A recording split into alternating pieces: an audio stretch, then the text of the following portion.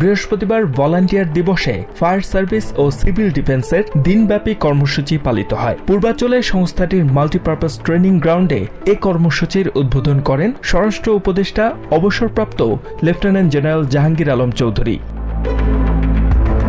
অনুষ্ঠানে স্বরাষ্ট্র উপদেষ্টা বলেন, বাংলাদেশের বিরুদ্ধে নগ্ন মিথ্যাচারের মাধ্যমে বাকযুদ্ধ ঘোষণা করেছে ভারত। এই একটা নগণ্য প্রচার, একটা মিথ্যা প্রচার, এটা অন্য দেশের প্রতি যে করতে পারে এটা শুধু ভারতীয় মিডিয়াই পারে। সত্যি ঘটনাটা আপনারা প্রকাশ করবেন, তবে ওদের সেই সময় ওদের মুখে চুলকানি পড়বে।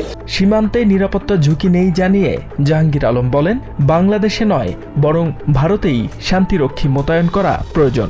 জাতীয় ঐক্যের যে ডাক দেয়া হয়েছে তা ষড়যন্ত্র মোকাবেলার পাশাপাশি আইন শৃঙ্খলা রক্ষায় ইতিবাচক সাড়া ফেলবে বলেও মনে করেন স্বরাষ্ট্র উপদেষ্টা।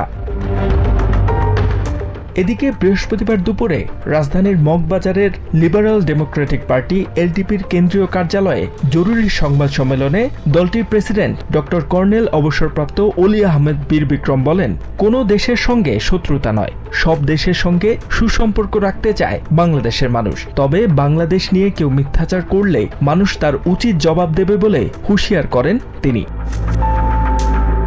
H M Ataullah, TBN 24 news desk. New York থেকে সম্প্রচারিত টিবিএন 24 টেলিভিশন বিশ্বজুড়ে বাঙালির কণ্ঠস্বর।